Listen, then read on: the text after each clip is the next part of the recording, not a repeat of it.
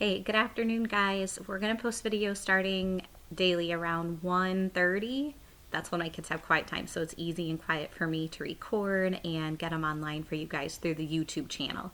So today we're going to start out with the Great Plan, which starts on page 115. Okay, so if you're reading along, take a minute, get to your page, and hopefully you're ready to read with me today. "We've absolutely got to stop them," Sophie cried.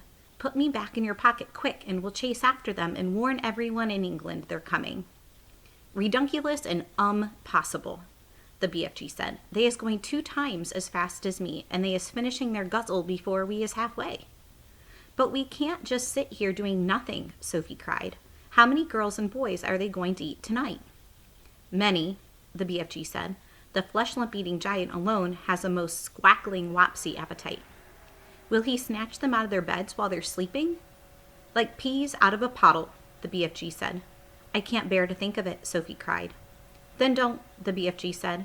"For years and years I is sitting here on this very rock every night after night when they is galloping away, and I is feeling so sad for all the human beings they is going to gobble up. But I has had to get used to it.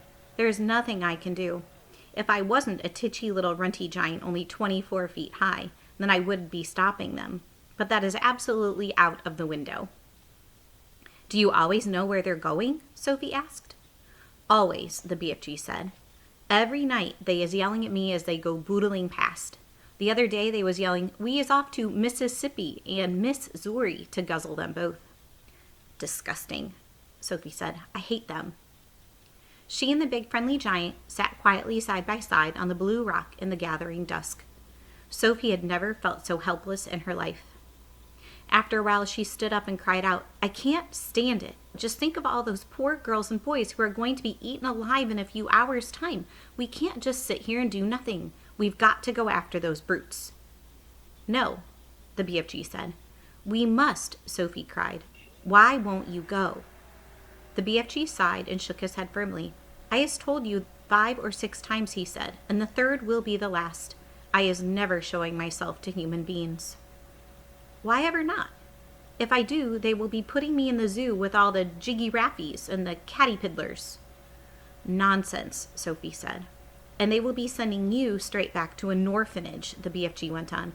"Grown-up human beings is not famous for their kindness. They is all squiffle rotters and grink sludgers." "That simply isn't true," Sophie cried angrily. "Some of them are very kind indeed." "Who?" the BFG said. "Name one." "The Queen of England," Sophie said. "You can't call her a squiffle rotter or a grink sludger." "Well," the BFG said. "You can't call her a squick peep or a not mucher either," Sophie said, getting angrier and angrier. "The flesh lump eater is longing dearly to guzzle her up," the BFG said, smiling a little now. "Who? The Queen?" Sophie cried, aghast. "Yes," the BFG answered. "Flesh lump eater says he is never eating a queen, and he thinks perhaps she has an especially scrumdiddlyumptious flavor." "How dare he?" Sophie cried. "But Flesh lump eater says there is too many soldiers around her palace, and he dursn't try it." "He'd better not," Sophie said. "He is also saying he would like very much to guzzle one of the soldiers in his pretty red suit, but he is worried about those big black furry hats they is wearing. He thinks they might be sticking in his throat." "I hope he chokes," Sophie said. "Flesh lump eater is a very careful giant," the BFG said. Sophie was silent for a few moments. Then suddenly, in a voice filled with excitement, she cried out, "I've got it! By golly, I think I've got it!" "Got what?" asked the BFG. "The answer," cried Sophie. "We'll go to the Queen. It's a terrific idea. If I went and told the Queen about these disgusting man-eating giants, I'm sure she'd do something about it." The BFG looked down at her sadly and shook his head. "She is never believing you," he said. "Never in a month of Mondays." "I think she would." "Never," the BFG said. "It is sounding such a wonky tall story. The Queen will be laughing and saying, 'What awful rub squash.'" "She would not." "Of course she would," the BFG said. "I has told you before that human beings is simply not believing in giants." "Then it's up to us to find a way of making her believe in them," Sophie said. And how is you getting in to see the Queen anyway? The BFG asked. Now hold on a sec, Sophie said. Just you hold on a sec, because I've got another idea. Your ideas is full of crodswoggle, the BFG said. Not this one, Sophie said. You say that if we tell the Queen, she would never believe us? I is certain she wouldn't, the BFG said. But we aren't going to tell her, Sophie said excitedly. We don't have to tell her. We'll make her dream it. That is an even more froth-bungling suggestion, the BFG said. Dreams is lots of fun, but nobody is believing in dreams either. You was only believing in a dream while you was actually dreaming it. But as soon as you was waking up, you was saying, oh, thank goodness it was only a dream. Don't you worry about that part of it, Sophie said. I can fix that. Never can you fix it, the BFG said. I can. I swear I can. But first of all, let me ask you a very important question. Here it is.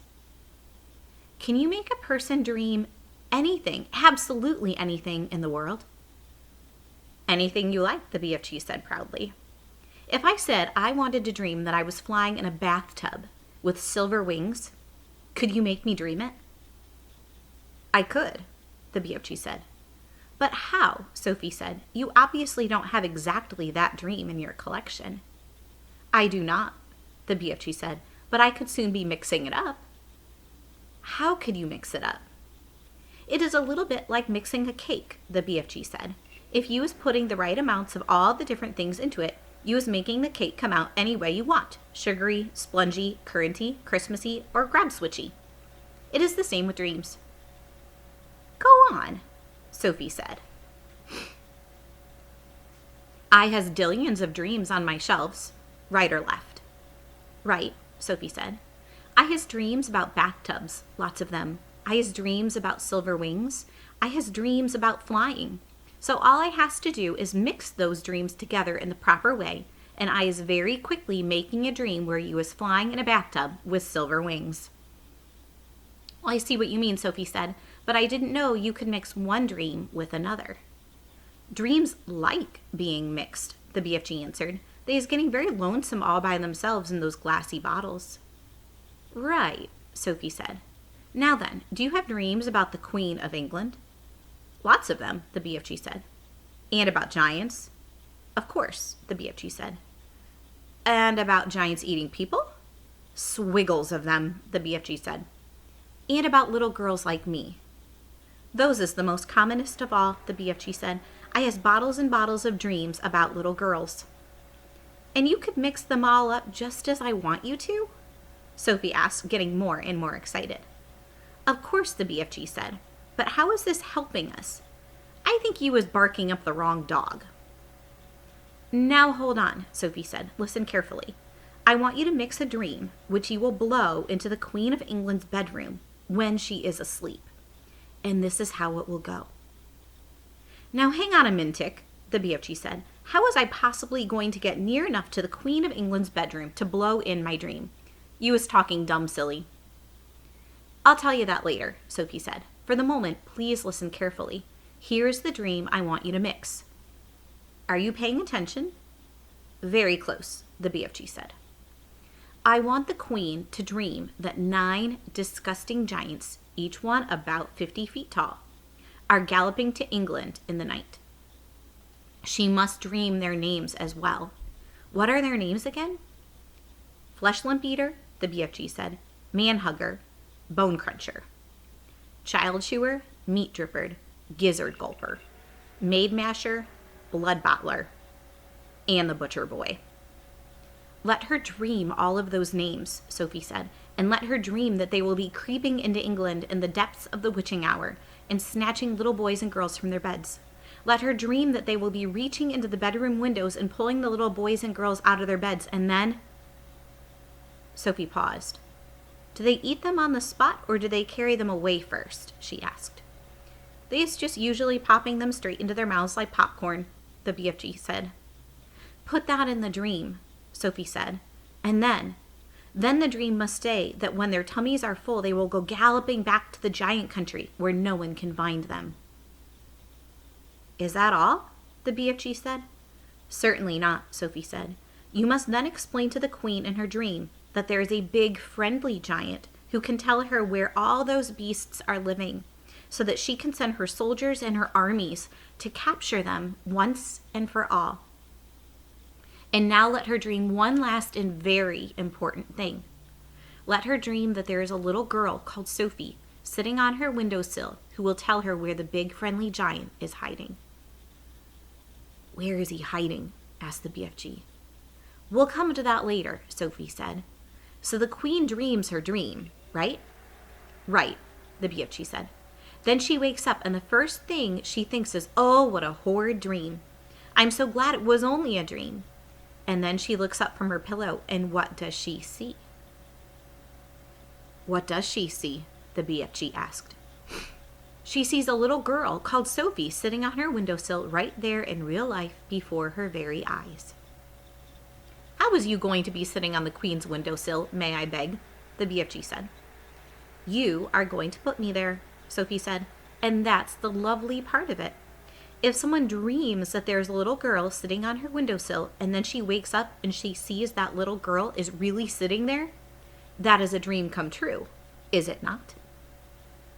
I is beginning to see where you is driving to, the BFG said. If the queen is knowing that part of her dream is true, then perhaps she is believing the rest of it is true as well.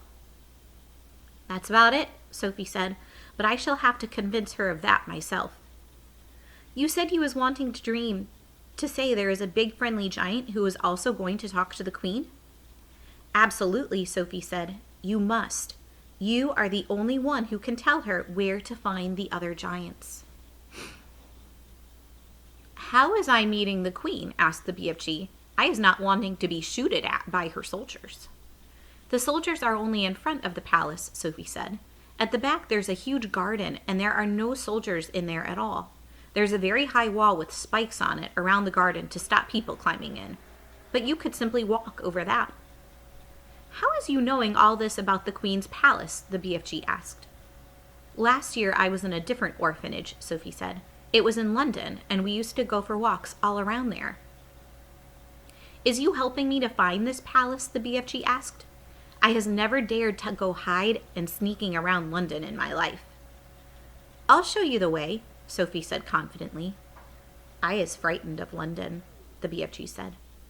Don't be, Sophie said. It's full of tiny, dark streets, and there are very few people about in the witching hour. The BFG picked Sophie up between one finger and a thumb and placed her gently in the palm of the other hand.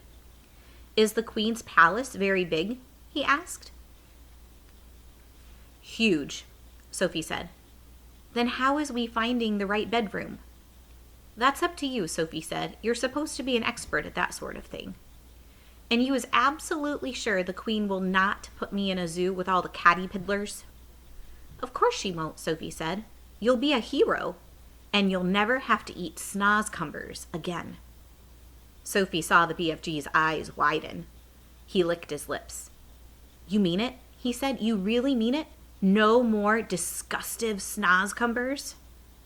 You couldn't get one if you wanted to, Sophie said. Humans don't grow them. That did it. The BFG got to his feet. When is you wanting me to mix this special dream? He asked. Now, Sophie said, at once. When is we going to see the Queen? He said. Tonight, Sophie said, as soon as you've mixed the dream. Tonight? The BFG cried. Why such a flesh-bunking flurry? If we can't save tonight's children, we can anyway save tomorrow's, Sophie said. What is more, I'm getting famished. I haven't had a thing to eat for 24 hours. Well, then we had better get crackling, the BFG said, moving back towards the cave. Sophie kissed him on the tip of his thumb. I knew you'd do it, she said. Come on, let's hurry. See you tomorrow, guys, for the next chapter called Mixing the Dream.